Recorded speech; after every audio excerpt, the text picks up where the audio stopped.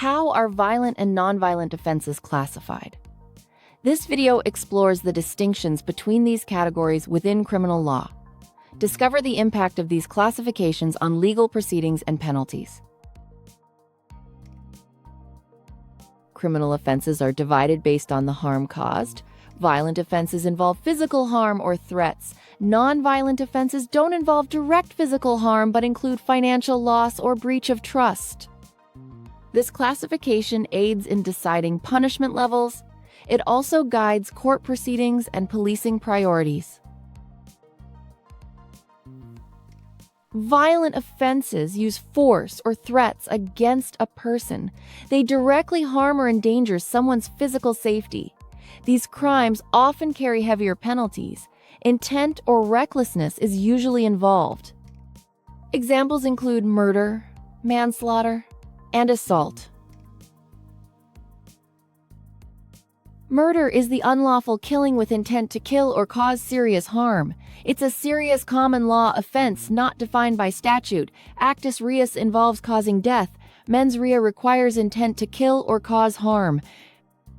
Case example, R.V. Vickers. Manslaughter involves unlawful killings without full intent. Voluntary manslaughter includes intent, but with mitigating factors. Involuntary manslaughter lacks intent, but involves negligence. It covers gross negligence and unlawful acts. Case example, R.V. Adomiko. Assault causes fear of immediate violence. No physical contact is necessary for assault. Battery involves unlawful physical contact. Both offenses require intent or recklessness. They are summary offenses under the Criminal Justice Act. Nonviolent offenses don't involve physical force. They focus on property, dishonesty, or public disorder. These crimes can cause financial loss or emotional stress. Examples include theft, fraud, and cybercrime. Some are strict liability offenses with no intent needed. Theft involves taking property without permission. Robbery includes theft with force or threat. Criminal damage means recklessly damaging property. These offenses fall under the Theft Act. They focus on dishonest appropriation and intent to deprive. Fraud involves deception for gain. It includes false representation and abuse of position. Blackmail uses threats to demand gain. Both require intent to gain or cause loss. These are serious, nonviolent offenses. Computer crime involves unauthorized access to systems. Main offenses include hacking and data modification. Actus reus involves causing a computer to perform a function. Mens rea requires intent to access unauthorized data. Example, accessing online banking to steal. Corporate manslaughter involves gross failings by management. It applies to organizations causing death through negligence. A gross breach of duty of care is required, often seen in health and safety failures. Example, a construction firm ignoring safety laws.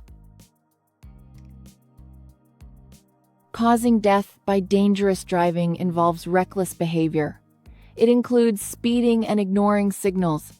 Careless driving also leads to liability if death occurs. These offenses fall under the Road Traffic Act. They focus on driving standards and public safety. Infanticide applies when a mother causes a baby's death. It considers mental disturbance post-birth. Only biological mothers can be convicted. It recognizes reduced culpability due to mental health. Example, postnatal depression leading to a baby's death. Statutory offenses are defined by acts of Parliament. They cover conduct leading to death without intent. These laws respond proportionately to negligence. They clearly set conditions for conviction. Examples include corporate manslaughter and dangerous driving. Legal procedures differ for violent and non-violent crimes.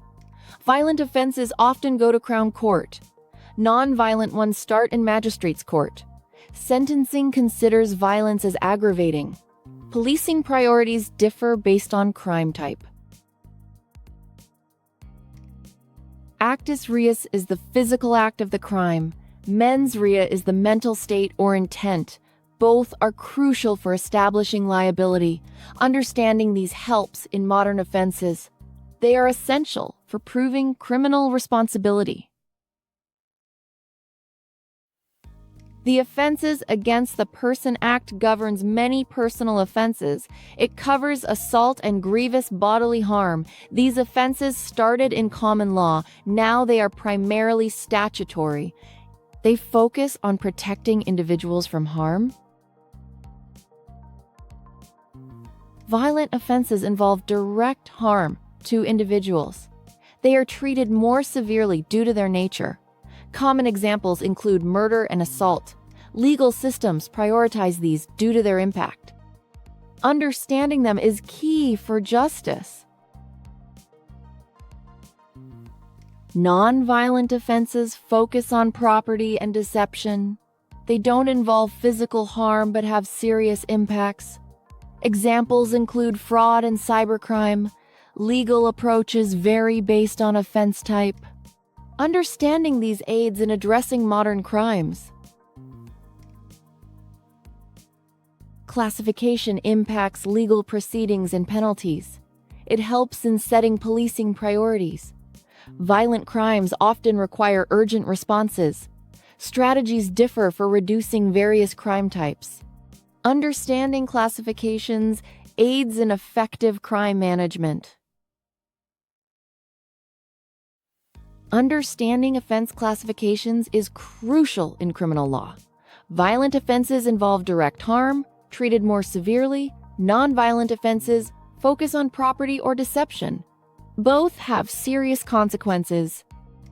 But legal approaches differ. This knowledge aids in navigating the justice system effectively.